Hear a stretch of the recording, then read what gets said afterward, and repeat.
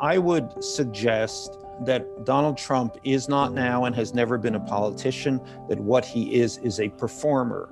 And like any performer, he will do whatever he has to do to keep the attention of his audience. One of the regrets that I have is we were trying to normalize him.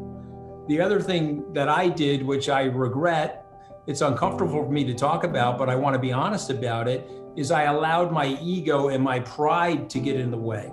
Had I had looked at it more objectively, I would have said what Michael just said, wow, this guy's a fruitcake, I can't go work for him. Stacey Abrams is a beast.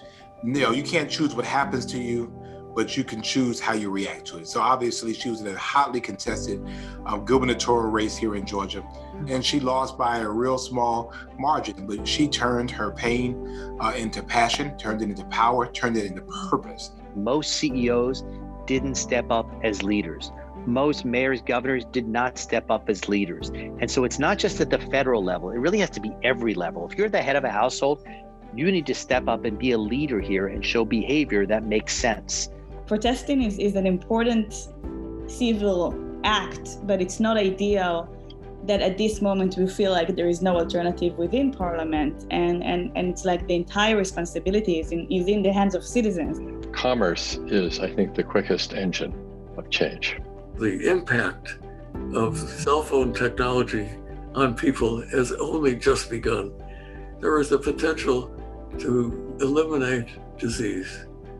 There is the potential to eliminate poverty. And one of the things that a cell phone does, it is the oil that makes things happen.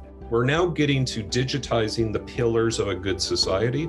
Last year in the US, there were about 36 million telehealth visits. This year, we've blown past 1 billion.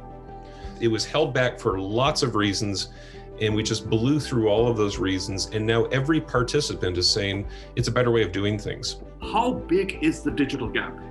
It's 162 million. Almost half of this country does not have proper access to the internet, which is crazy given what we are living through and we will be living through. There is kind of a fundamental shift in how we think about the internet. It's not a nice to have, it's a required. You have to have the internet in your home. It's like water, electricity, gas. I mean, we talk about it being the fourth utility, but we don't actually implement it that way. We don't give it to people in need. As we're getting into a more polarized world, I believe that the next Cold War is actually going to happen on the consumer internet. If we leave people behind, it hurts all of us. If we help people behind, it helps all of us. This is not a zero-sum game. What most makes America great, the largest concept still is the melting pot, 46% of Americans. The solution that you're trying to drive is one that requires multiple perspectives. It is tailor-made for problems to be solved ideally by a diverse group. The data is there. You drive revenue, you drive profitability, you drive employee engagement when you have diverse teams. It creates an environment where we accept everyone for what they bring to the table. And part of what they bring to the table is where they come from. Today, you see much more diversity. It just allows us to understand much more about diverse populations and to ensure that the validation is just as strong, no matter which ethnicity you are. I would love to see people be able to make not just healthcare decisions, but also estate planning decisions, lifestyle decisions, all of these things based on what we can tell about the genome. Incubation, and growing a business doesn't stop with the idea.